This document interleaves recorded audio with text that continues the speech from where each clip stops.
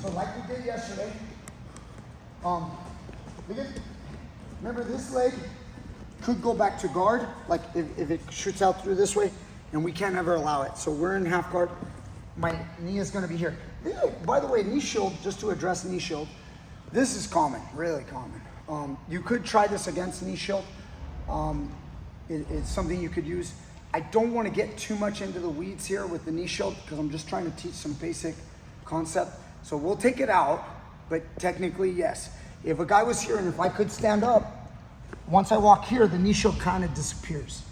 You know, it kind of, now it's here and it's no longer across my belt line or possibly in the vertical position, you know, once I can get him more flat. Okay, but I don't want to get too much into the knee shield. I know it's very popular and I know it's common, but let's just try to learn these principles. He has underhook, he's here. I have my hand placed next to his neck so I can stop his head from going forward like this. So I want to create that block. As I walk him this way and I get my knee through, once I'm here, okay, I position this. His positioning is going to be elbow in and framing of the hip line. Remember, he doesn't want his arm to go too far because then all of this becomes really bad for him. The gift wrap, the back takes, okay?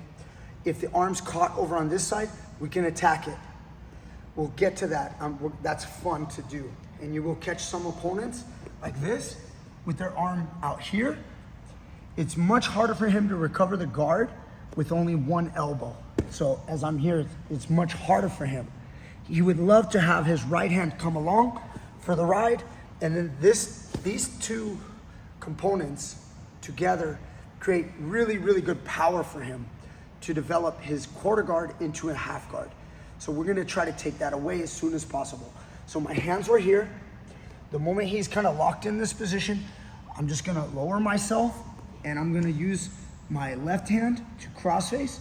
The way I cross face, because he's looking strong to his left, is I'm gonna lift his head. I lift, and what that does, it tweaks his neck, takes his ear to his shoulder. Remember that, like lift the neck, and then bring his head this way with a cross face to turn his face to make him look this way. If he wants to look that way so that he can develop, this is where his power is. We take away the power, we lift, try to push my leg, feel that? And then now as I'm cross-facing, my shoulder now goes into his face, okay? I'm gonna dip back a little bit so that the shoulder goes into the carotid. So from his face, dip back to go to his neck, and then apply the shoulder pressure as you turn his jaw. As you shoulder choke him, you see his response is to come up to grab my shoulder. That means I'm doing the right thing. At this point, you can bring your foot in if you need to, and open up the guard and then go towards the mount, okay? Remember to be patient and just choke the crap out of them with your shoulder. Sometimes you'll be on their jaw, it may not choke them, it just might be annoying, but as long as you keep them looking this way, their ability to develop the half guard on this side is gonna be taken away significantly, okay?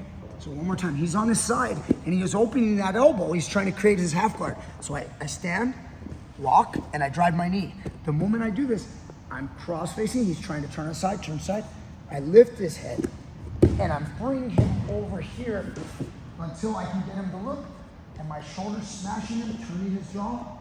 You see how I turn the jaw? I'm dipping back, and I'm driving the shoulder. That gets the response of the defense. And now during this time, also, I cannot lift my knee. You guys over there can't see, but my right knee is lifted right now. He's gonna get his half guard. Teach Me Grappling, what's up guys?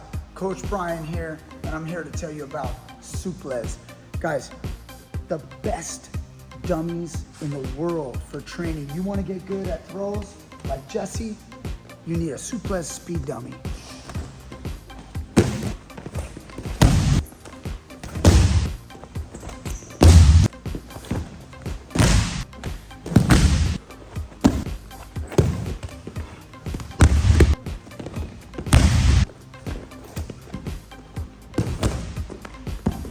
You got to get one for yourself. Go to petersongrapplers.com and get your own speed dummy. You can't let him. So let me have my position back. So my knee is down and I'm thrusting my right hip. Can you guys see how my right hip is fired? Right here, I'm stretching my right hip as I'm driving and I'm pressuring him to try to do something, maybe bridge or I don't know, try something, and that's gonna give me what I want, which is the mount. You having fun yet, Jesse? Yeah.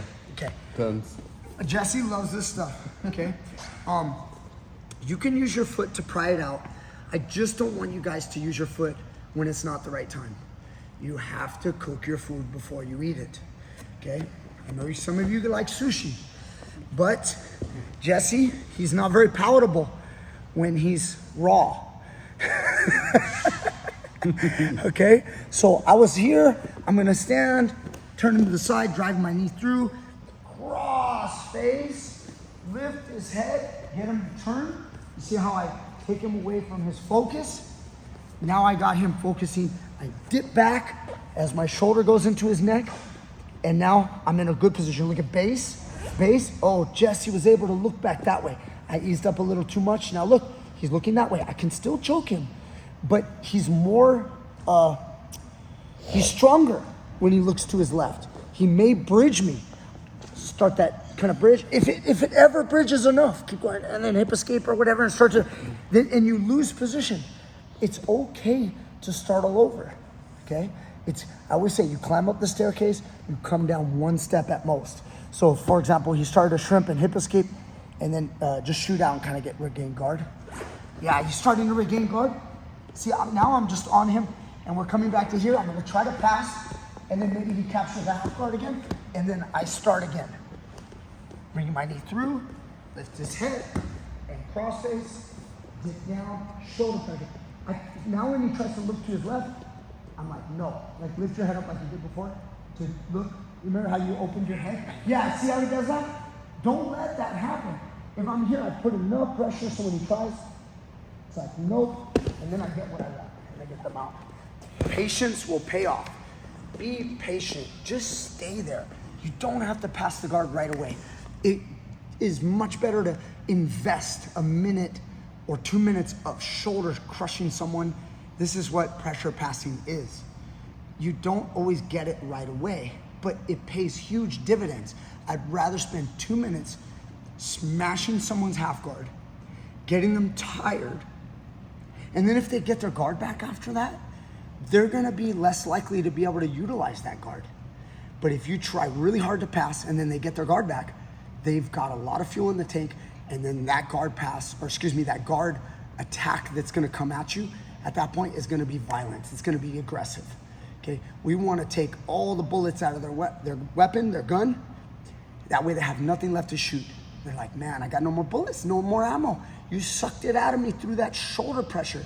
So let's do that to them, and then they won't have anything left. Passing will be easy, and guess what else comes easy? The submission. The submission comes easy. But you're like, no, because I want to submit somebody so fast, right away in the first 30 seconds. Guys, those highlight reels, they are screw with your mind. It makes you want to be an attacker. I love attacking, but then it makes you think that everything has to happen right away. I love aggression, but there's nothing wrong with smashing someone for a couple minutes and just wearing them out so that then you get the highlight reel, okay? Let's go, ready? Are you listening? Like, share, subscribe, comment down below, and I'll see you guys next time with more great stuff.